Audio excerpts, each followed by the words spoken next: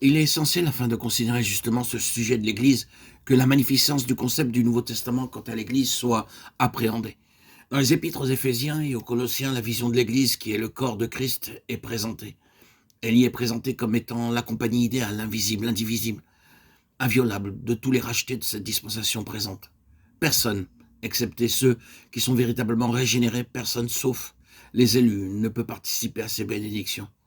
L'échec et la défection lui sont inconnus. Le prétendant et l'hypocrite n'y ont aucune place. Elle ne connaît ni la dissension ni la division. Son unité ne peut être brisée, sa vocation et sa gloire sont célestes. Sa relation avec Christ est sainte et intime.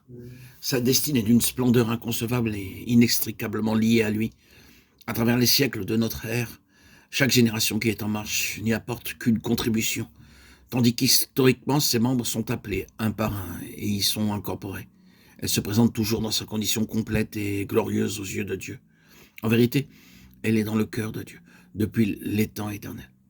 De leur position céleste, les créatures angéliques l'observent et sont impressionnées et illuminées par la sagesse diverse de son architecte divin.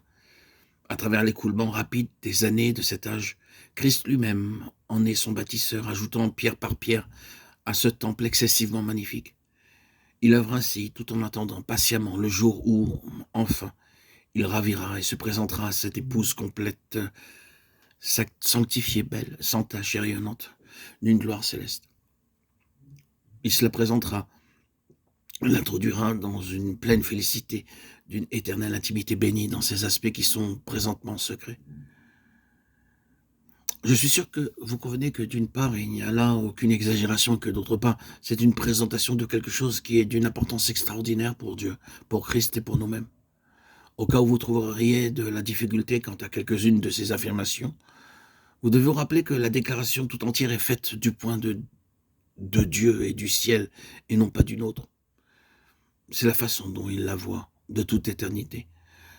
Ce qu'il peut voir quant à la condition présente des choses ici-bas peut être autre chose, mais c'est là la conception éternelle de Dieu, et c'est ainsi que Dieu l'aura éternellement. Elle sera comme cela, mais finalement, elle se révélera avoir été comme cela. Il peut être difficile pour nous de voir, néanmoins, si nous pouvions voir du point de vue de Dieu, nous nous rendrions compte que chaque phrase de cette déclaration est vraie. Retenons nos difficultés pour un court instant et continuons. L'Église est une chose bien déterminée, ou une entité. Ce n'est pas une idée abstraite ni une chose imaginaire. C'est une réalité non seulement dans la pensée de Dieu, mais aussi dans son existence actuelle, quand elle est considérée selon sa véritable constitution et non pas selon l'idée de l'homme.